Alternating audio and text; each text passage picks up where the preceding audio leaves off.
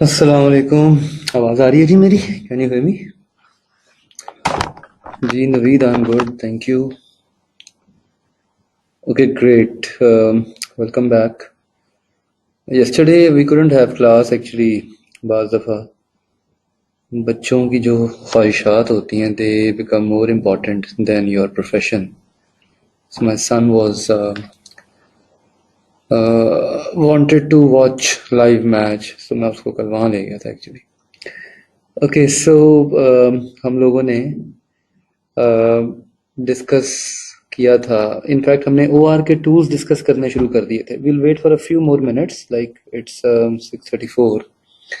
हम 5 minute wait करेंगे, then we will start. In the meantime अभी तक हम लोगों ने क्या किया है वो मैं आपको बता दूं। कुछ नए लोगों ने भी ज्वाइन किया है। If I can just look at the names, मेरे पास जो कुछ नए नाम आ रहे हैं उसमें महक, I guess, Mahak Nazir, you have just joined I guess. And yes, और कोई है जिसकी आज पहली क्लास है? Anyone else who has first class? Group पे काफ़ी सारे लोग काफ़ी सारी अनसर्टेनिटीज़ का इजहार कर रहे थे। सो ऑनलाइन क्लास में yes there is an uncertainty. You don't know that how are you going to catch up, but as you become part of it तो यू फील लाइक इससे अच्छा सेशन कोई हो ही नहीं सकता। Welcome Jawad, welcome on board. I hope कि आप प्रीवियस लेक्चर्स की रिकॉर्डिंग ले लेंगे और आप अभी तक की जो हमारी डिस्कशन है उसको आप सुन लेंगे। Being an online student, a student of virtual learning, it's always important and good कि आपके पास एटलीस्ट एक्सेस मौजूद है। यू हैव द एक्सेस, ठीक है। So you can request the coordinator, she can make sure कि अभी तक हमारे जितने भी 10-11 लेक्चर्स हुए हैं सो फार, हम लोगों की पहली क्लास थी I guess on Wednesday 25th I guess, ठीक है। तो 25th को हुई थी, 26th को हुई थी, 27th को हुई थी और आई गेस 28th को शायद नहीं हुई थी। तो ये 3 थी। फिर उसके बाद नेक्स्ट वीक में we had almost all the classes और फिर उसके बाद इस वीक में अभी तक हमारी ऑलमोस्ट आई गेस कोई 10-11 क्लासेस हो चुकी हैं। तो you can contact the management, they can make sure कि आपको लेक्चर्स अवेलेबल हों और आप उन लेक्चर्स को पढ़ें, उनको आप देखें, उनकी बेस के ऊपर आप अपने कॉन्सेप्ट को क्लियर करें। In fact not for the people only who have missed the lectures. In fact आप लोग देखें, आप एक दफ़ा तो क्लास लेने आ जाते हैं, वर्चुअल क्लास का हिस्सा बन जाते हैं, दैट्स वेरी गुड। बट जब आप दोबारा पढ़ रहे हो तो इट इज़ रिकमेंडेड कि कम से कम एक दफ़ा लेक्चर दोबारा सुना करें।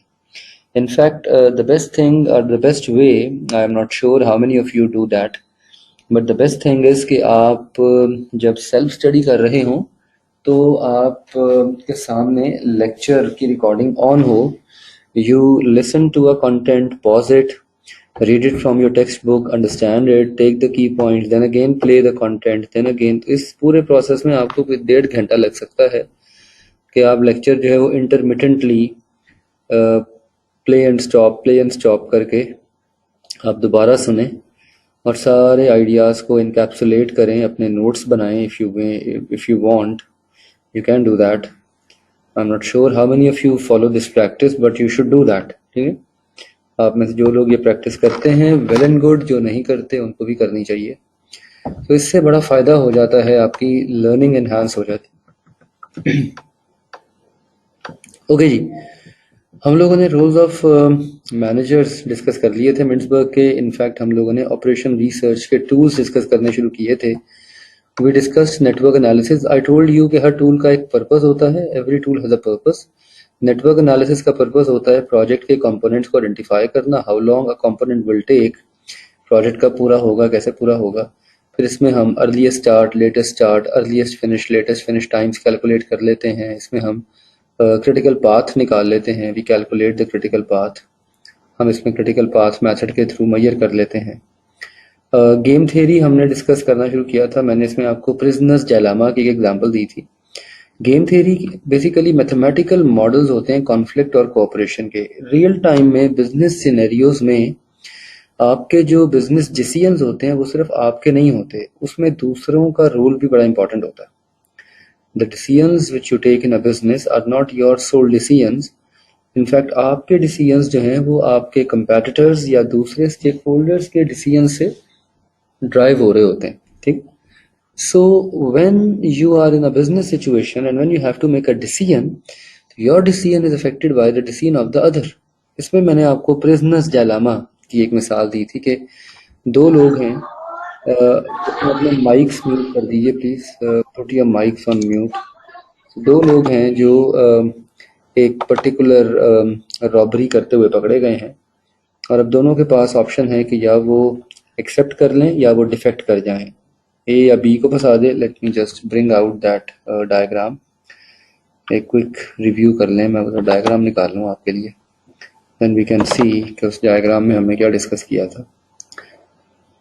तो गेम थियरी बेसिकली कहते हैं models of conflicts and cooperations को। It they are mathematical models जहाँ पे there are different players in a game. एक गेम में मुख्तलिफ प्लेयर्स होते हैं, हर प्लेयर के पास वेरियस ऑल्टरनेटिव्स अवेलेबल होते हैं और आपका जो अल्टरनेटिव है वो दूसरे के अल्टरनेटिव को अफेक्ट कर रहा होता है। The way you are going to make a decision is going to affect the way other is looking at it. आप कैसे डिसीजन लेंगे और दूसरा कैसे उस डिसीजन को परसीव करेगा, ये चीज़ें बड़ी इंटरडिपेंडेंट होती हैं। तो यहाँ पे हम गेम थ्योरी को यूज़ करते हैं, यहाँ पे हम गेम थ्योरी को इस्तेमाल करते हैं। Game theory basically mathematical models होते हैं जिनके थ्रू हम एक सिचुएशन को एक गेम के तौर पे बिल्ड करते हैं। We construct a situation like a game and we try to incorporate different factors.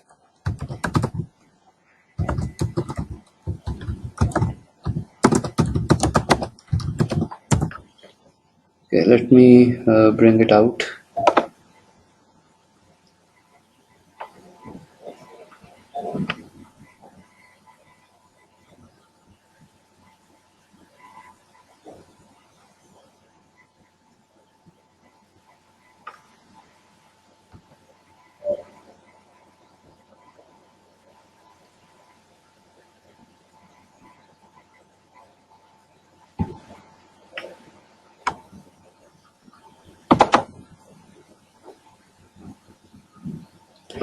Okay, so this was the model, ये मॉडल था। एक सिचुएशन है, गेम थ्योरी हम पढ़ रहे थे, यही हमने क्लोज किया था ना लास्ट लेक्चर, हमने गेम थ्योरी में क्लोज किया था ना, हम गेम थ्योरी को ही डिस्कस कर रहे थे, है ना। Okay, let's continue from there. हम गेम थ्योरी को डिस्कस कर रहे थे। तो देखिए एक सिचुएशन है, this is a situation, A और बी दोनों पकड़े गए हैं, एक इल्ज़ाम है इन पे, they have been accused for committing a robbery और दोनों को अलग अलग इंटरोगेट किया जा रहा है।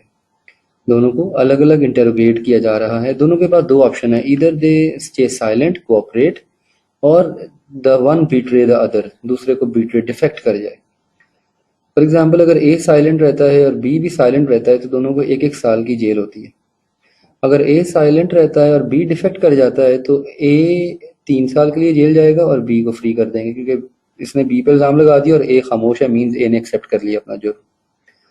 इसी तरह अदर वे राउंड, अगर ए बी पे इल्जाम लगा देता है और बी साइलेंट रहता है तो ए फ्री हो जाएगा, बी 3 साल की जेल के लिए जाएगा।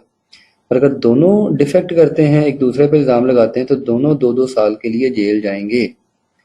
अभी एक सिचुएशन है आपके सामने, लेट्स से, ठीक है। अब हो क्या रहा है, अगर आप इंडिपेंडेंटली देखें तो इंडिपेंडेंटली दोनों का बेस्ट डिसीजन जो है वो डिफेक्ट करना है ना। ए अगर डिफेक्ट करेगा तो चांसेस हैं कि वो फ्री हो जाए, लेकिन ये फ्री कब होगा, जब बी कोऑपरेट करेगा। और अगर बी भी यही सोची बैठा है कि मैं डिफेक्ट करता हूं और ए कोऑपरेट कर लेगा तो मैं फ्री हो जाऊंगा और ए सर्व करेगा, so this is where he is making an error. यहाँ पे ये एरर मेक कर रहा है। और अगर दोनों ये सोच के डिफेक्ट करें कि दूसरा अपना जुर्म कबूल कर लेगा तो अल्टीमेटली दोनों को जेल हो जाएगी, both will serve for 2 years। That's not a very good outcome, ये अच्छा आउटकम नहीं है, this is not a good outcome. इसे कहते हैं मैथमेटिकल मॉडल ऑफ कोऑपरेशन, इसे ऐसे हम नाम देते हैं, mathematical model of cooperation. This mathematical model of cooperation is known as game theory. इसका मतलब ये है कि रियल वर्ल्ड के अंदर भी ऑर्गेनाइजेशंस के जो बिजनेस डिसीजंस हैं वो इंडिपेंडेंट नहीं होते, वो एक दूसरे पे डिपेंड कर रहे होते हैं। नॉर्मली एक गेम के अंदर रूल्स आप स्पेसिफाई करते हैं बिजनेसेस के, various choices of action are available. जैसे इस केस में वेरियस चॉइसेस क्या हैं, इधर ए विल स्टे साइलेंट और ए विल डिफेक्ट, इधर बी विल स्टे साइलेंट और बी विल डिफेक्ट। तो ये आपके पास अवेलेबल ऑप्शंस हैं, ठीक है। और साथ हर एक के लाइकली आउटकम्स होते हैं वेरियस कोर्स ऑफ एक्शंस के। Likely outcomes means payoff क्या होते हैं, what are the payoffs. Likely outcome का मतलब होता है किसी भी गेम का पे ऑफ क्या होता है, so they are the payoffs. अगर ए खामोश रहेगा बी भी खामोश रहेगा तो पे ऑफ क्या है, बोथ विल सर्व 1 ईयर। अगर ए खामोश रहेगा बी डिफेक्ट करेगा तो A will serve 3 years, B will go free. Other way round, अगर ए डिफेक्ट करेगा बी खामोश रहेगा तो ए फ्री हो जाएगा, बी 3 साल की जेल कटेगा। और आखिरी केस में बोथ विल सर्व 2 ईयर्स। इसे कहते हैं outcomes, they are known as likely outcomes. बहुत सारी डिफरेंट गेम्स पाई जाती हैं। There are some games which are known as zero sum games. Zero sum games वो गेम्स होती हैं, mathematical model of conflict and cooperation, ये लिखा है आपकी किताब में, this is here it's written, ये कीवर्ड है इसका, mathematical model of conflict and cooperation. So game theories are mathematical models of conflict and cooperation to help make strategic decision making के लिए। गेम्स दो किस्म की होती हैं, एक होती हैं zero sum games. Zero sum games के अंदर one person gain is the loss of the other, एक का गेन दूसरे का लॉस है। Frequently used by military strategies, military में बहुत कॉमनली इस्तेमाल होती है। Many person non zero sum games, ये इकोनॉमिक बिहेवियर को स्टडी करने के लिए इस्तेमाल होती हैं, where the objective is for the greater good if it pays for both parties to cooperate, e g. A bargain situation. आप जब किसी दुकानदार से बार्गेन करते हैं तो ये एक नॉन जीरो सम गेम है। For example, you go to a shop to purchase a product, you offer the shopkeeper 100 rupees, the shopkeeper demands 200 rupees. अब एक बार्गेनिंग सिचुएशन पैदा हो गई है। अब थोड़ी बहुत कंसेशन शॉपकीपर देगा, थोड़ी बहुत प्राइस आप बढ़ाएंगे और ultimately you might arrive on a mutual consensus, आप किसी म्यूचुअल कंसेंसस पे शायद पहुंच पाए। इसे कहते हैं non zero sum game. This example कि जब भी हमने एग्जाम्पल डिस्कस की है, ये example non zero sum game की है कि इसके अंदर दोनों का म्यूचुअल बेनिफिट छुपा हुआ है और वो यहाँ पे है, both should stay silent, both should stay silent, ये इनका म्यूचुअल बेनिफिट है, ठीक है। कि इसमें दोनों इक्वली बेनिफिशियल है। ए साइलेंट रहेगा बी डिफेक्ट करेगा तो ए के लिए बेनिफिशियल नहीं है, बी के लिए बेनिफिशियल है। अदर वे राउंड देखें, अगर ए डिफेक्ट करेगा और बी साइलेंट रहेगा तो ये ए के लिए बेनिफिशियल होगा और बी 3 साल के लिए जेल जाएगा। थर्ड क्वाड्रेंट में अगर आप देखें, तीसरा क्वाड्रेंट देखें, और यहाँ पे दोनों जो है 2-2 साल के लिए जेल जाएंगे अगर दोनों डिफेक्ट करेंगे। इसे कहते हैं गेम थ्योरी। एक फिल्म है ब्यूटीफुल माइंड, देखिए आपने, John Nash, beautiful mind, Nash equilibrium, beautiful mind देखिएगा फिल्म। जीरो सम गेम्स की प्रैक्टिकल एग्जांपल जो है, that is a sports game, cricket match, football match, that is a zero sum game ना। Zero sum game जो है that is sports match, एक team जीती है तो एक टीम हारती है। One team's gain is at the expense of the other teams loss. Non zero sum game is a practical bargaining situation, ठीक है। नॉन जीरो सम गेम्स जो है that is a practical bargaining situation. नहीं, this is always, this is a non zero sum game. ये जो भी example दी है आपको, ये नॉन जीरो सम गेम की ही है। ये जो भी हमने एग्जांपल डिस्कस की है, ये नॉन जीरो सम गेम की एग्जांपल ही है। इसमें ये नहीं आप कह सकते कि अच्छा ए का बेनिफिट बी की कॉस्ट पे आ रहा है, क्योंकि अभी डिसीजन हुआ नहीं है, अभी डिसीजन होना है। हाँ, कोई ऐसा डिसीजन जो दोनों को फायदा पहुंचाए, वो क्या मौजूद है इस सिचुएशन में? यस, वो मौजूद है। वो ये वाला है, पहला डिसीजन, दोनों कोऑपरेट करें, दोनों खामोश रहें, ये पहला डिसीजन है। So that decision is a beneficial decision, ठीक है। That decision is a beneficial decision for both. इसे कहते हैं non zero sum game. Got it? ये भी एक इम्पॉर्टेंट फिनोमिना है, इम्पॉर्टेंट टॉपिक है पेपर पॉइंट ऑफ व्यू से। सवाल पेपर में इसके ऊपर आ सकता है। ओके, तीसरा टूल जो है, the third tool is queuing theory. Queuing theory का पर्पस होता है किसी भी प्रोसेस के अंदर वेटिंग टाइम्स को और डिलेज को कम करना। इसमें एक एग्जांपल लेते हैं क्यूइंग थ्योरी को समझने के लिए। Let's take an example. To understand queuing theory. Queue कहते हैं लाइन को, ठीक है ना, क्यू कहते हैं कितार को, उर्दू में क्यू कहते हैं कितार को। तो क्यूइंग थ्योरी का कॉन्सेप्ट ये है कि आपने एक प्रोसेस में पाए जाने वाले एलिमेंट्स को ऐसे सीक्वेंस करना है कि उनमें वेटिंग टाइम 0 हो जाए, उनमें कंजेशन ना हो, उसके अंदर वेटिंग और क्यूइंग जो है वो 0 हो जाए, इसे कहते हैं क्यूइंग थ्योरी। प्रोसेस के फ्लो को बेहतर करना होता है basically. Queueing theory is required to improve the flow of a process. Let me quote an example. Let me open a blank word page. इस पे I'll be drawing something और फिर हम उसकी बेस के ऊपर देखेंगे कि क्यूइंग थ्योरी कैसे काम करती है, how does queuing theory works. In the mean time whom do we have today with us? एक तो आज जवाद हैज़ जस्ट सेड कि उसकी पहली क्लास है। जवाद के अलावा आज किसी की पहली क्लास है, आई प्रिज्यूम शायद ज़ैनब शौकत की भी आज पहली क्लास है।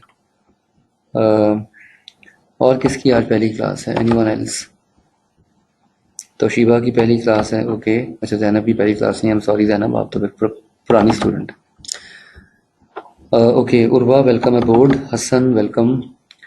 जिनकी पहली क्लास है उन सबको खुशामदीद। ओके, सो आप लोग पिछली क्लासेस की रिकॉर्डिंग्स सुन लीजिएगा। Ask the coordinator to give you access to the recording of the previous lecture so that you are at par with discussion. आज हम अपना फर्स्ट चैप्टर वाइंड अप कर लेंगे, so presumably you have skipped the first chapter. It is recommended कि आप पीछे सारी recording सुने, अपने कॉन्सेप्ट्स को क्लियर करें, और सैटरडे को सेकंड हाफ का टेस्ट है, कम से कम सेकंड हाफ की रिकॉर्डिंग्स पहले सुन लें, जिसमें हमने थेरी सारी डिस्कस की हैं, ताकि आपको उसका आइडिया थोड़ा सा बेहतर हो जाएगा। Okay fine, let's take an example. एक रेस्टोरेंट की एग्जाम्पल लेते हैं। एक रेस्टोरेंट में डाइनिंग एक्सपीरियंस, आप माशाल्लाह सारे खाना खाने कभी रेस्टोरेंट जाते होंगे अक्सर व बेशतर। तो क्या प्रोसेस होता है एक रेस्टोरेंट में जाने का? ओनली चैप्टर 1 मीन्स, मैं समझा नहीं आपकी बात नवीद। तो शिवा, टेस्ट कंडक्ट करने का बड़ा सिंपल सा प्रोसेस है। टेस्ट आपके LMS पे अपलोड हो जाता है, आप वहाँ से टेस्ट को डाउनलोड कर लेते हैं, फिर एक टाइम विंडो आपको दे दी जाती है, नॉर्मली 24 आवर्स की। तो सेकंड चैप्टर इंक्लूड नहीं है बेटा टेस्ट के अंदर। किसने कहा इंक्लूड है सेकंड चैप्टर? चैप्टर नंबर 1 के सेकंड हाफ का टेस्ट है, बात नहीं आप समझ रहे। पहला हाफ हमने लास्ट वीक किया था ना, सेकंड हाफ का। पहला हाफ कहाँ तक हुआ था हमारा? आई गेस हमारा हुआ था रोजमेरी स्टीवर्ट तक, आई गेस, या उससे पहले, जहाँ तक भी हुआ था वेबर तक हुआ था, ठीक है। तो वेबर से ऑनवर्ड्स, ठीक है, वेबर से पहले पहले हुआ था ना, तो इंक्लूडिंग वेबर। हाँ, सेकंड हाफ तो वो भी मैं ब्रीफ कर दूंगा, टोटल पेज नंबर और कंटेंट सेकंड हाफ के मैं ब्रीफ कर देता हूँ। तो Shiva, answering your question, test हमारा LMS पे अपलोड होता है, आप डाउनलोड करते हैं अपने टेस्ट को LMS से, आप उसे अटेम्प्ट करते हैं। 24 आवर की विंडो आपको दी जाती है, और विद इन 24 आवर्स आप उसे अटेम्प्ट करके अच्छे बच्चों की तरह बगैर चीटिंग किए, बगैर किताब से देखे, आप उसे अपलोड करते हैं। I will ask the coordinator कि वो टेस्ट का ट्यूटोरियल जो है वो दोबारा शेयर कर दें। उन्होंने शेयर किया था एक ट्यूटोरियल, ठीक है। ऑब्वियसली यार माशाल्लाह सारे मैच्योर लोग हैं, अंडरस्टूड है कि अब आपने बगैर देखे करना। ओके, आप सारे रेस्टोरेंट में जाते हैं खाना खाने के लिए, तो how do you experience dine in a restaurant? कैसे जाते हैं? फॉर एग्जांपल, पहला स्टेप क्या होता है? You enter the restaurant. पहला स्टेप क्या है? आप रेस्टोरेंट में दाखिल होते हैं, ठीक है। First step is you enter the restaurant. Second step क्या होता है? आपको एक इंडिविजुअल जो है वो ग्रीट करता है, ठीक है। You are greeted and seated. आपको कोई ग्रीट करता है और आपको उठा के आपकी गाइड करके, नॉट उठा के ऑब्वियसली, गाइड करके आपकी टेबल तक ले आता है, ठीक है। तो ग्रीटेड एंड सीटेड, ठीक है। आपको ग्रीट किया जाता है, आप सीट, आपको टेबल दिखाते हैं आपका, आप बैठते हैं टेबल पे, ठीक है। फिर आप क्या करते हैं? आप go through the menu and place order. आप ऑर्डर प्लेस करते हैं, ठीक है। अब मेन्यू देखते हैं, ऑर्डर प्लेस करते हैं। ओके, लैग मेरे सामने तो नहीं आ रहा, मैं जो जो लिख रहा हूँ साथ साथ लिखा जा रहा है, क्योंकि मैंने भी स्क्रीन अपने साइड पे ओपन की हुई है, उस पर लैग नहीं आ रहा। आई होप बाकियों को भी नहीं आ रहा होगा, ठीक है। तो आप ऑर्डर प्लेस करते हैं, ठीक है, फूड इज सर्व्ड, खाना आपको सर्व होता है, खाना आपको सर्व होता है, ठीक है, फूड इज सर्व्ड। आप फूड को कंज्यूम करते हैं, ठीक है, फूड इज कंज्यूम्ड, आप खाना खाते हैं, ओके, ठीक है, पे द बिल एंड लीव, ठीक है, बिल पे करते हैं और रेस्टोरेंट से बाहर निकल जाते हैं। ये टिपिकल प्रोसेस, हाँ एग्जैक्टली, शाबाश, अभी उस तरफ ही आ रहे हैं ना कि किस प्रोसेस पे कितना वेट होगा, that is the important thing ना, that is the important thing. For example, हर 10 मिनट के बाद एक कस्टमर रेस्टोरेंट में दाखिल हो रहा है, every 10 minutes customer is entering the restaurant, it takes 2 minutes for the customers to be seated, it takes let's say 5 minutes for the customer to place the order, but it takes 20 minutes for the food to be served। यानी हर 10 minute के बाद एक customer दाखिल हो रहा है, लेकिन double of the time में फूड एग्जिस्टिंग कस्टमर को सर्व हो रहा है। इसका मतलब क्या है कि पीछे बैकलॉग शुरू हो जाएगा, पीछे क्यूइंग स्टार्ट हो जाएगी, पीछे क्यूइंग शुरू हो जाएगी, ठीक है। So this process will lead to backlog और क्यूइंग, ठीक है, इससे बैकलॉग या क्यूइंग शुरू हो जाएगी। अब क्यूइंग थियरी का पर्पस ये है कि वो इस पूरे प्रोसेस को समझने में आपकी हेल्प करे, और आप देखेंगे किस पर्टिकुलर प्रोसेस पे कंजेशन आ रही है। Queueing is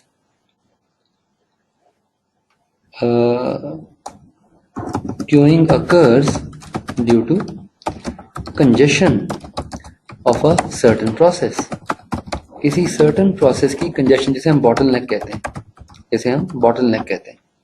queueing occurs due to congestion of a certain process, normally the bottle neck, ठीक है। फॉर एग्जाम्पल, ये जो किचन क्रू जो फूड को प्रिपेयर करके फूड को सर्व कर रहा है, ये बॉटल नेक है। तो इट इज पॉसिबल कि जब रेस्टोरेंट में रश ज्यादा हो, हर 10 मिनट के बाद नया कस्टमर आ रहा है, तो वाई नॉट के रेस्टोरेंट जो है अपने किचन क्रू को एनहांस कर ले, शाम के टाइम एक्स्ट्रा लेबर हायर कर ले, शाम के टाइम अपने किचन के ऑपरेशंस को एनहांस कर ले, ताकि स्पीडीली फूड सर्व हो, ताकि स्पीडीली फूड जो है वो सर्व हो आपको। इसे कहते हैं क्यूइंग थ्योरी। तो क्यूइंग थ्योरी का प्राइम पर्पस जो होता है वो किसी भी प्रोसेस के अंदर उसके फ्लो को इम्प्रूव करना होता है, to make a process quicker. Queueing theory का पर्पस क्या होता है? To make a process quicker, speedy करना प्रोसेस को, ठीक है। क्यूइंग थ्योरी ट्रैफिक फ्लोज को इम्प्रूव करने में इस्तेमाल होती है, क्यूइंग थ्योरी शिपिंग ऑर्डर्स को प्रोसेस करने में इस्तेमाल होती है, क्यूइंग थ्योरी जो है वो एवरेज टाइम पर call in a service department, जैसे कॉल सेंटर्स हैं, आप कॉल करते हैं अपने टेलीकॉम ऑपरेटर को, लेट्स से मोबिलिंक में या वारिद में, तो कितना वेट करना पड़ता है before your call is answered, आपको कितना इंतजार करना पड़ता है अपनी कॉल के आंसर होने से पहले, ये क्यूइंग थ्योरी होती है। जैसे यहाँ पे क्यूइंग थ्योरी इस्तेमाल होती है। क्यूइंग थ्योरी हम इस्तेमाल करते हैं शॉप फ्लोर्स के फ्लो को बेहतर करने के लिए, फैक्ट्री और हॉस्पिटल्स के अंदर कस्टमर की सर्विसेज को इम्प्रूव करने के लिए। जैसे फॉर एग्जांपल, एक डॉक्टर के पास वेटिंग टाइम कितना ज़्यादा आ रहा है, तो जो मैनेजमेंट है वो किस तरह से मैनेज कर रही है, पेशेंट को किस तरह टाइम दे रही है, और उसके बेस के ऊपर आप क्यूइंग थ्योरी को एग्जैक्टली बैक टू बैक जो रिजॉल्व करना होता है आपने, वो क्यूइंग थ्योरी में आता है। तो क्यूइंग थ्योरी बेसिकली अगेन एक टूल है, इट्स अ टूल, जिसके अंदर आप मैथमेटिकल मॉडल्स बनाते हैं, जिसके थ्रू आप डिलेज को एनालाइज करते हैं और प्रिडिक्ट करते हैं। तो queuing theory are based on mathematical models through which we make and analyze and predict delays in a particular process, ठीक है। Then we have simulation। Simulation का मतलब होता है एक रियल टाइम मॉडल बिल्ड करना और उस पर एक्सपेरिमेंट करना, to build a real time model and to conduct an experiment on that model. इसे सिमुलेट करना कहते हैं, इसे सिमुलेट करना कहते हैं कि आप एक रियल टाइम मॉडल बिल्ड करते हैं और आप उस मॉडल पे एक्सपेरिमेंट करते हैं और आप उसके ऊपर व्हाट इफ सिनेरियोज बनाते हैं, पैरामीटर्स चेंज करके देखते हैं, अगर ये चीज़ बढ़ाई जाए तो आउटकम क्या होगा, अगर ये चीज़ कम कर दी जाए। जैसे फॉर एग्जांपल एयरप्लेन सिमुलेटर्स होते हैं, जब पायलट्स को जहाज़ उड़ाने की ट्रेनिंग दी जाती है तो उनको पहले सिमुलेटर्स में लेके जाते हैं, उन्हें पहले दिखाते हैं कि कॉकपिट कैसा होता है, कॉकपिट में कंट्रोल्स किस किस्म के होते हैं, वो सिमुलेटर को पहले उड़ाते हैं, जहाज़ एरोप्लेन के सिमुलेटर को उड़ाते हैं, and then they get to know how an aeroplane works. अगर फॉर एग्जांपल कोई एयर पॉकेट आएगी तो जहाज कैसे डिप लेता है, ये सिमुलेशन में उनको दिखाते हैं, सारा कुछ दिखाते हैं, ताकि जब वो प्रैक्टिकली उस चीज़ को एक्सपीरियंस करें तो उनकी नर्व्स पे काबू हो उनका, उन्हें लगे कि हमने ये चीज़ पहले एक्सपीरियंस की हुई है। तो सिमुलेटर से रिसर्चर क्या करते हैं, they are able to better understand the behaviour and evaluate different strategies for operating the system. ये बड़ी मजे की फिल्म है सली। सली फिल्म देखी है किसी ने? सली, एनीवन? मूवी देखी है किसी ने सली? किसी ने भी नहीं देखी? No one? Very strange. फिल्में देखा करें यार, को जिंदगी में अपनी अच्छी अच्छी मूवीज देखा करें। फिर पढ़ाई नहीं होती लाइफ में थोड़ी। बड़ी इंटरेस्टिंग मूवी है, it's a very beautiful movie. ये एक रियल लाइफ इवेंट पे बेस करती है। इस मूवी का आपको थोड़ा सा बैकग्राउंड बताता हूँ। ये मूवी सारी सिमुलेशन के ऊपर है। This movie is based on simulation. इसका थोड़ा सा बैकग्राउंड आपको बता के इसका एक सीन दिखाता हूँ, फिर आपको उसमें इंटरेस्ट पैदा होगा। जॉन विक, यस, आपने देखी है, आपने देखी है। ओके, सो इसके अंदर बेसिकली दिखाया ये हुआ है कि ये एक रियल टाइम सिचुएशन है कि एक दफ़ा ये हुआ कि जॉन एफ कैनेडी, अमेरिका का एक एयरपोर्ट है, वहाँ से एक जहाज़ टेक ऑफ हुआ। और जैसे ही जहाज़ टेक ऑफ हुआ, अभी 10-15 फीट की ऊंचाई पे गया होगा, तो बर्ड स्ट्राइक हो गई। ठीक है, बर्ड स्ट्राइक हो गई, परिंदे आके टकराए जहाज़ के साथ। ठीक है, बर्ड स्ट्राइक हो गई और जहाज़ के दोनों इंजन जो हैं वो नाकारा हो गए। जहाज़ के दोनों इंजन जो है वो नाकारा हो गए। ठीक है, सो अब पायलट जो है था सली जिसका नाम था मूवी के अंदर, उसके पास दो ऑप्शन थी। या वो जहाज़ को वापस एयरपोर्ट की तरफ मोड़ देता, ठीक है, या वो जहाज़ को वापस एयरपोर्ट की तरफ मोड़ लेता, जिसमें चांसेस था कि जहाज़ जो है वो एयरपोर्ट की तरफ मोड़ते मोड़ते रास्ते में क्रैश कर जाता और उसमें 150 पैसेंजर्स वो सारे के सारे मर जाते।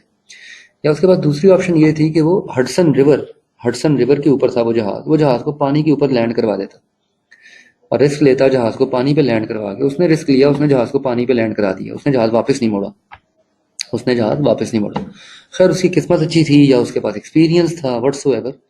उसके बाद जनाब उस पर केस चला कोर्ट में और उसको एक जूरी ने ये कहा कि आपने जहाज़ वापस एयरपोर्ट की तरफ क्यों नहीं मोड़ा। तो उसने कहा कि इतना टाइम नहीं था। फिर उन्होंने सिमुलेशंस रन की, उन्होंने फिर सिमुलेशंस रन की कि कितने बजे बर्ड स्ट्राइक हुई, उस वक्त जहाज़ कितनी बुलंदी पे था और उसके बाद कितना टाइम था जहाज़ के पास, कितनी स्पीड से वो गिर रहा था, अपनी हाइट लूज कर रहा था। And they ran complete simulations बारी बारी, जितने भी एयरपोर्ट करीब थे उन्होंने बारी बारी सारे एयरपोर्ट्स के ऊपर व्हाट इफ सिनेरियोज अप्लाई किए, बारी बारी सारे एयरपोर्ट्स के ऊपर सिमुलेटर्स रन किए। और उन्होंने फिर एंड पे ये कंक्लूड किया कि सली ने सही डिसीजन लिया था और उसने जहाज़ को पानी पे पार्क करवाने का उसका डिसीजन जो है दैट वाज परफेक्टली गुड। बल्कि इसका एक सीन आपको दिखाता हूँ जिसमें ये सिमुलेशन रन कर रहे हैं। Let me show you seen of this movie two you. देखो ना, वर्चुअल लर्निंग का ये फ़ायदा होता है, हम क्लास में फिल्में भी देख सकते हैं। This is the benefit of the virtual learning कि we can also watch some good content during the class. ठीक है, ओके। सो ये Tom Hanks was the person।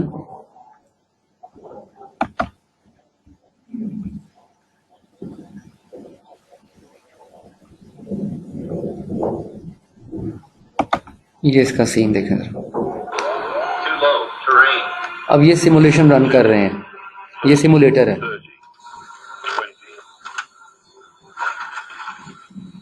और ये उन्होंने पहले दिखाया कि जहाज जो है वो, उन्होंने अब ये सिमुलेशन रन की। ये कोर्ट का केस है, कोर्ट में सीन चल रहा है। ये पायलट है सली, ये साथ जो बंदा बैठा है मूंछों वाला, ये को पायलट है। अच्छा, उन्होंने जब पहले सिमुलेटर रन किया तो उन्होंने अंदाजा लगाया कि जहाज को वो सेफली लैंड कर सकता था। फिर सली ने कहा कि नहीं, आपने ह्यूमन फैक्टर तो काउंट ही नहीं किया बीच में। इधर आप सुने, अगर आपको आवाज आ रही है। We are simply mimicking what the computer already told us. A lot of toes were stepped on in order to set this up for today. And frankly, I really don't know what you gentlemen plan to gain by it. Can we get serious now? Captain? We've all heard about the computer simulations, and now we are watching actual sims, but I can't quite believe you still have not taken into account the human factor. Human piloted simulations show that you could make it back to the airport. No, they don't. These pilots were not behaving like human beings, like people who were experiencing this for the first time. Well, they may not be reacting like you did. Immediately after the bird strike, they are turning back for the airport, just as in the computer sims, correct? That is correct. They obviously knew the turn and exactly what heading to fly. They did not run a check. They did not switch on the APU. They had all the same. वो कहता है कि आपने human factor को miss कर दिया, ठीक है, आपने मशीन के ऊपर सिमुलेशन रन की and you simply miss the human factor. खैर उसके बाद उन्होंने फिर दोबारा जब सिमुलेशन रन, ये फिल्म ज़रूर देखिएगा, you would love that, to watch this film, you would love that, ठीक है। चलें, इसका वो जो लैंडिंग सीन था ना, जो इसने जहाज़ को लैंड कराया था पानी के ऊपर, वो सीन बड़ा मजे का था। चलें खैर यार, लेट्स नॉट वेस्ट टाइम, खुद देख लीजिएगा। Okay, so these are known as simulations, ठीक है। नहीं, ये नेटफ्लिक्स पे I am not sure, YouTube पे पड़ी हुई है पूरी फिल्म, यूट्यूब पे देखें, watch it on YouTube, YouTube पे पूरी पड़ी हुई है। Okay, simulations basically Monte Carlo simulations मशहूर हुई थी। अमेरिका ने 1940s में जब अटैक करना था, एटम बम गिराना था जापान के ऊपर, तो अमेरिका ने मॉन्टी कार्लो सिमुलेशंस रन की थी कि अगर किसी जगह पे एटॉमिक बॉम्ब गिराया जाए तो उससे कितनी रेडिएशंस पैदा होंगी, उन रेडिएशन से कितना नुकसान होगा। तो they actually had a complete simulation. आजकल सिमुलेशन हर जगह पे इस्तेमाल होती हैं।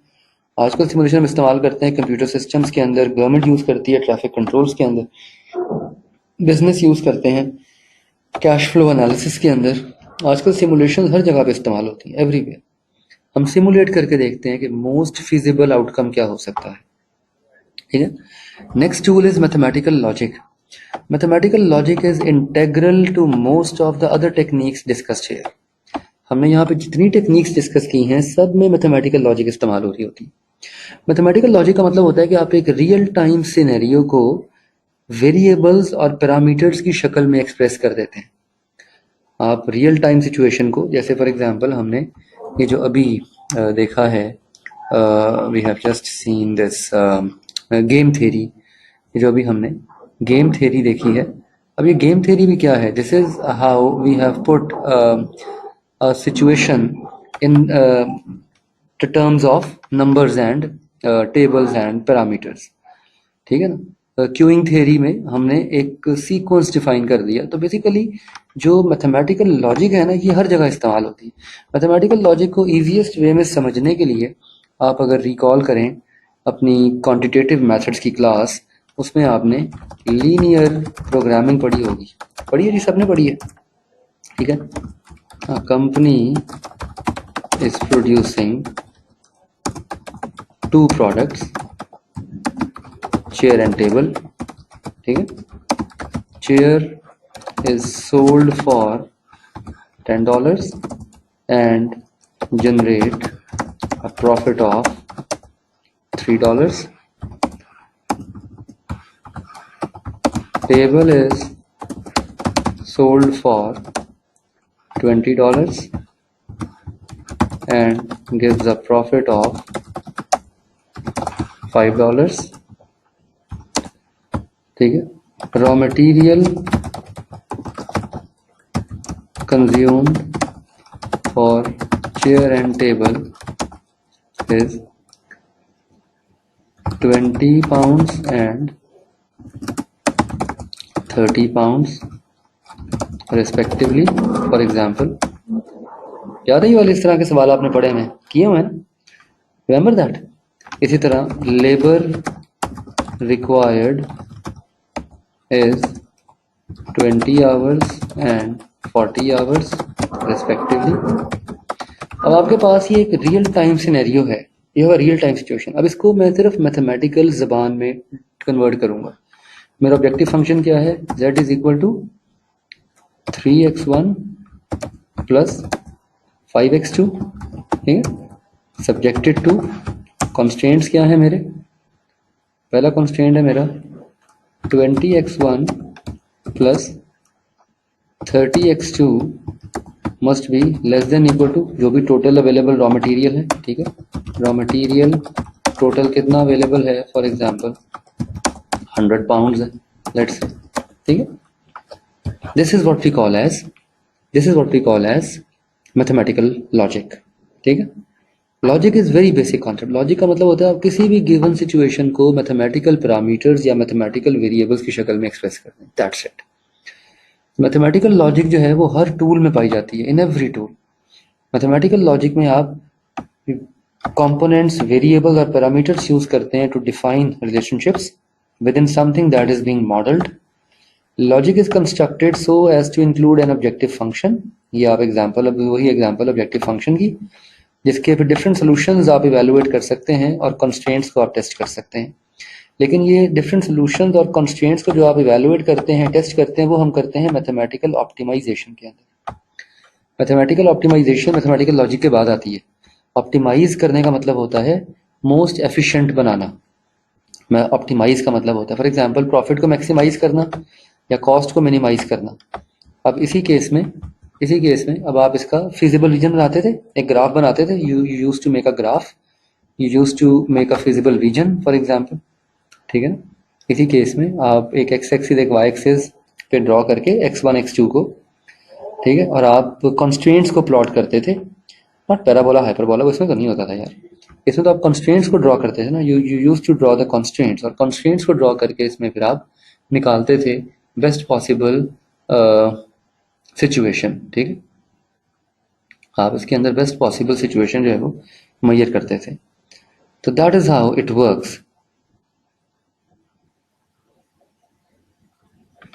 ठीक है ना।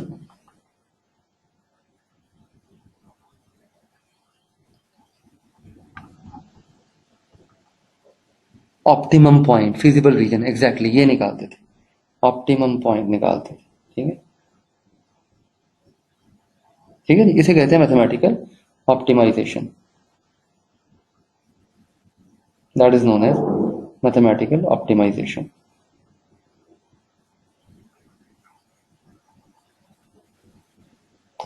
The last tool we have here is, जो आखिरी टूल है हमारे पास यहाँ पे, वो है मैथमेटिकल मॉडलिंग।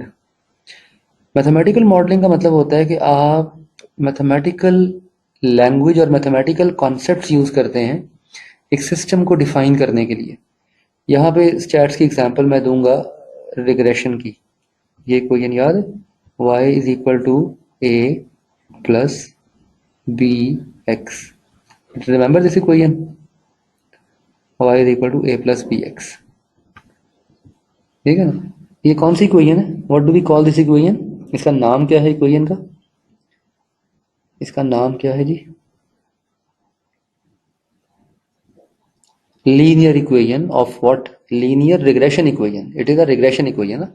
हम रिग्रेस करते हैं x को y के ऊपर, सॉरी y को x के ऊपर, हम रिग्रेस करते हैं y को x के ऊपर। तो मैथमेटिकल मॉडल में रिसर्चर क्या करता है, वो एक सिस्टम के डिफरेंट कंपोनेंट्स को समझ सकता है to predict the behaviour. For example आप x की वैल्यूज को चेंज करके y की वैल्यू को फोरकास्ट कर सकते हैं।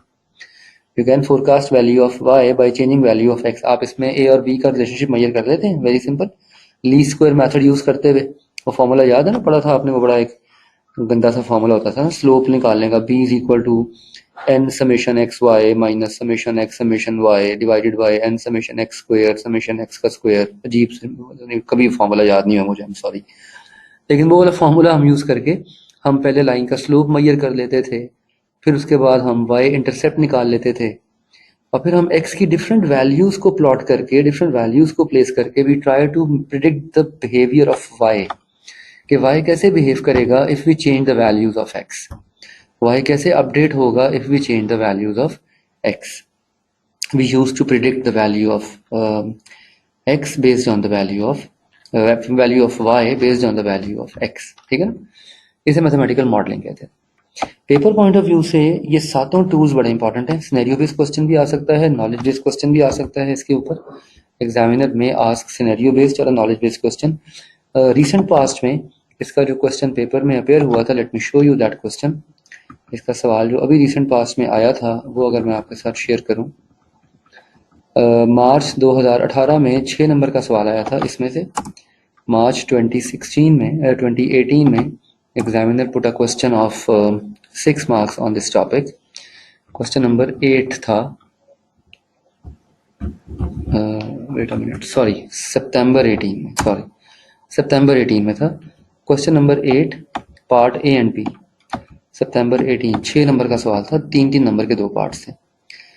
सिचुएशन दी जा रही है OR की। OR involve use of various types of analytical techniques for each of the following organisation, suggest and explain.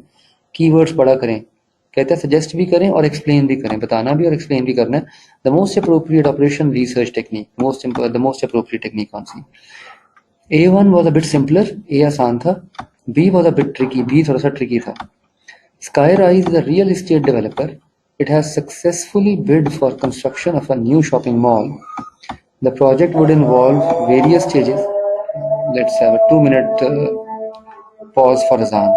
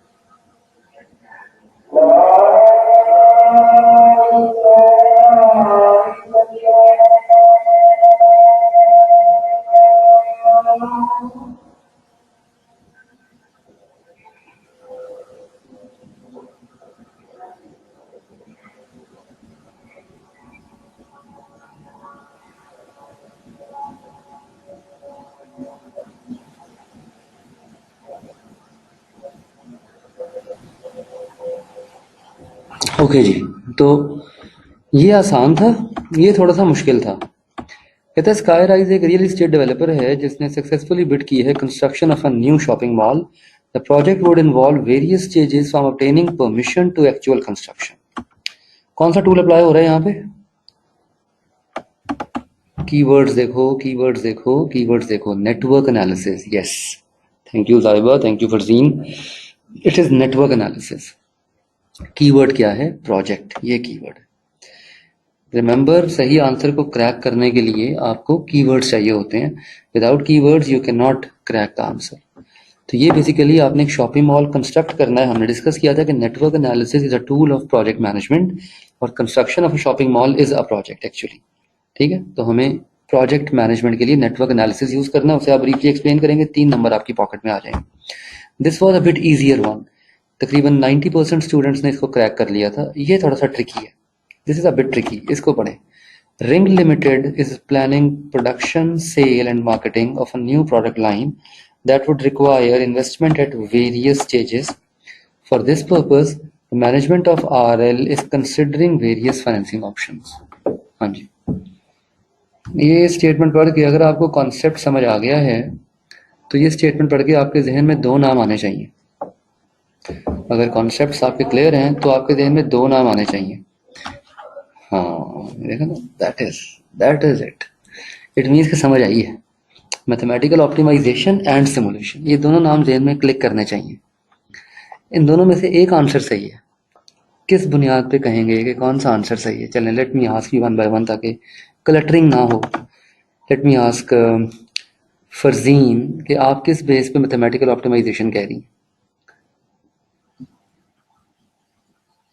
Mathematical optimisation की जस्टिफिकेशन क्या है आपके पास?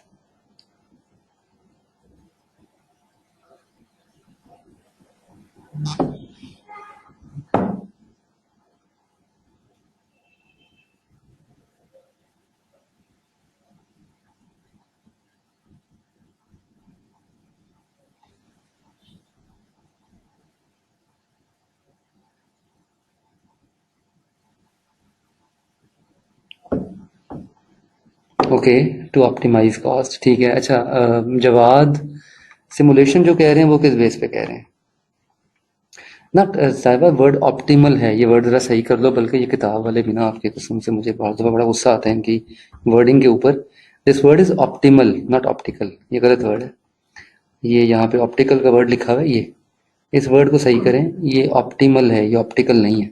ठीक है, optimal means best possible, optimal means best possible. Okay, वापस आ जाए, simulation किस base पे कह रहे हैं? सिमुलेशन किस बेस पे कह रहे हैं? अच्छा, इसका असल आंसर वैसे सिमुलेशन है, लेट मी टेल यू, इसका असल आंसर जो है वो सिमुलेशन। सिमुलेशन क्यों है? देखें, आइडियली अभी वो सिर्फ वेरियस फाइनेंसिंग ऑप्शन को कंसिडर कर रहे हैं, वो पैरामीटर्स प्लस माइनस करके देख रहे हैं। फॉर एग्जांपल, प्रोडक्शन पे कितना लगाएं, सेल पे कितना लगाएं, मार्केटिंग पे कितना लगाएं, तो क्या आउटकम आएगा? अगर हाँ, एक्सपेरिमेंटेशन कर रहे हैं, exactly. So right now they are, तो ये थोड़ा सा ट्रिकी था। 50% स्टूडेंट्स मेरे इसके ऊपर मैथमेटिकल ऑप्टिमाइजेशन कह के आए थे, 50% इसके ऊपर सिमुलेशन कह के आए थे। तो ये बड़ी ट्रिकी स्टेटमेंट थी। आइडियली इसका आंसर मैथमेटिकल ऑप्टिमाइजेशन भी सही हो सकता था, लेकिन जिसका सोल्यूशन दिया हुआ एग्जामिनर ने वो सिमुलेशन दिया हुआ। इसका आंसर अगर मैं होता तो मैं इस स्टेटमेंट को या थोड़ा और क्लियर करता। It was a bit tricky statement. इसके सोल्यूशन में सिमुलेशन लिखा हुआ है, लेकिन यहाँ से दोनों थॉट्स इमर्ज हो रही हैं, सिमुलेशन भी इमर्ज हो रही है और मैथमेटिकल नहीं। हमने तो एक आंसर को ही सही कहना है ना यार। और इसके एक आंसर सही इसलिए भी है कि they are right now just considering various financial option. यहाँ लिखा होता है ना, वो प्रॉफिट मैक्सिमाइज कर रहे हैं या वो कॉस्ट मिनिमाइज कर रहे हैं। अगर ऐसी कोई बात यहाँ पे लिखी होती है ना, तो फिर हम कहते हैं कि मैथमेटिकल ऑप्टिमाइजेशन है। अभी उसने यहाँ पे ऐसा कुछ नहीं दिया हुआ। अभी सिर्फ ये कह रहे हैं कि आप सिर्फ वेरियस फाइनेंसिंग ऑप्शंस की कंसिडरेशन की तरफ जा रहे हैं, you just considering various options, that's it. ठीक है, ये 6 नंबर का सवाल था पेपर में। इससे पहले मार्च 2016 में, स्प्रिंग 16 में क्वेश्चन आया था। क्वेश्चन तो बहुत आसान था, लेकिन क्वेश्चन की प्लेसमेंट बड़ी ट्रिकी थी।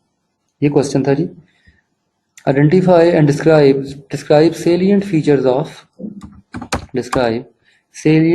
Of network analysis.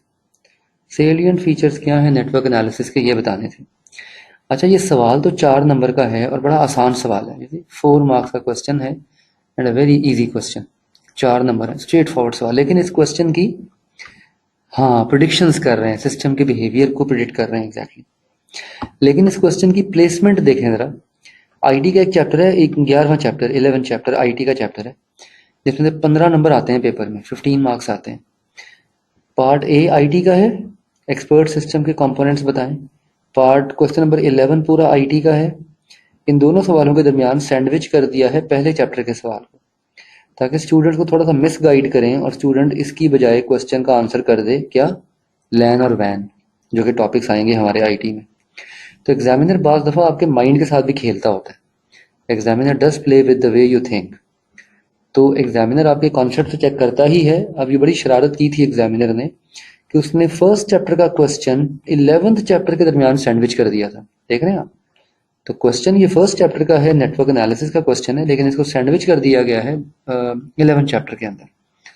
So that was a very tricky thing. जी वेरी नाइस। लैन और वैन आपने पढ़े हैं, हम दोबारा पढ़ेंगे इंशाल्लाह।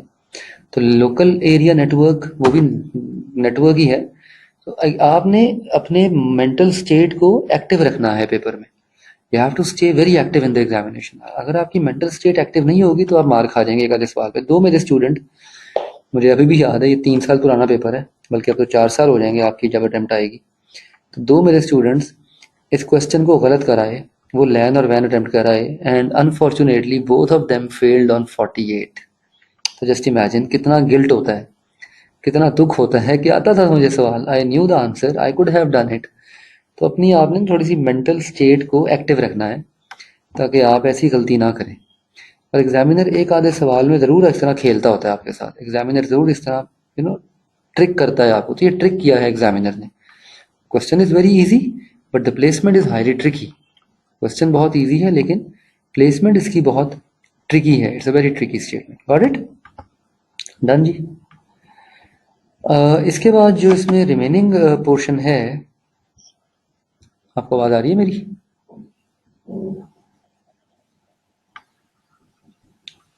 अब आ रही है? बेहतर हुई है?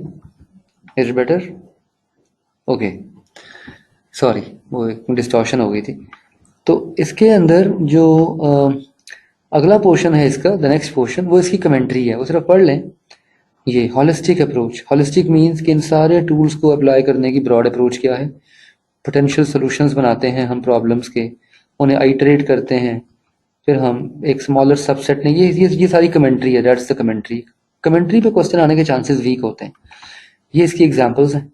प्रैक्टिकली ओआर कहाँ कहाँ इस्तेमाल होती है, ये एग्जांपल्स हैं। मैक्सिमाइजिंग समथिंग, मिनिमाइजिंग समथिंग, ये आपकी मैथमेटिकल ऑप्टिमाइजेशन है। क्रिटिकल पाथ, ये नेटवर्क एनालिसिस है। स्केजुलिंग, ये क्यूइंग थ्योरी है। ऑप्टिमल प्राइसेस, ये आपकी ऑप्टिमाइजेशन है। सो ये सारी की सारी कमेंट्री है। मैंने आपको फ़र्क बड़ा वाज़े बताया है कमेंट्री में और कॉन्सेप्ट्स में। तो कॉन्सेप्ट्स आपने प्रिपेयर करने होते हैं, कमेंट्री सिर्फ आपने रीडिंग करनी होती है। You just have to read it. ठीक, just have to read the commentary. ठीक है जी। Commentary is just for the purpose of reading, going it through. तो here we conclude our first chapter. यहाँ हमारा पहला चैप्टर पाया तकमील को पहुंचता है। पहले चैप्टर के सेकंड हाफ का टेस्ट आपका स्केड्यूल्ड है डे आफ्टर टुमारो, सैटरडे को। कंटेंट में words, holistic means broader, overall. Holistic कहते हैं ओवरऑल को। ठीक है, हॉलिस्टिक मींस क्योंकि ओवरऑल ये सारे के सारे टूल्स कैसे अप्लाई कर सकते हैं, ये स्टेप्स यूज करेंगे, इसे हॉलिस्टिक कहते हैं। टेस्ट का कंटेंट में जी सैटरडे की दोपहर को अपलोड होगा, संडे की दोपहर तक का टाइम होगा। सैटरडे की हम क्लास अपनी थोड़ी सी एक्सटेंड करेंगे। सैटरडे की क्लास हम अपनी डबल करेंगे because we have missed the class earlier. हमने चूंकि पिछली क्लास स्किप की है, तो हम सैटरडे की जो क्लास है वो हम अपनी थोड़ी सी एक्सटेंड करेंगे। ठीक है, सैटरडे को हम अपना सेकंड चैप्टर स्टार्ट करेंगे और सेकंड चैप्टर का मैं माइंड मैप इंशाल्लाह क्लास से पहले शेयर कर दूंगा आपके साथ। I will be sharing the mind map of the class of the chapter before the class. ठीक है जी, चलें, ग्रेट। C you tomorrow. कल 6:30 पे मिलते हैं इंशाल्लाह। थैंक यू, खुदा हाफिज़।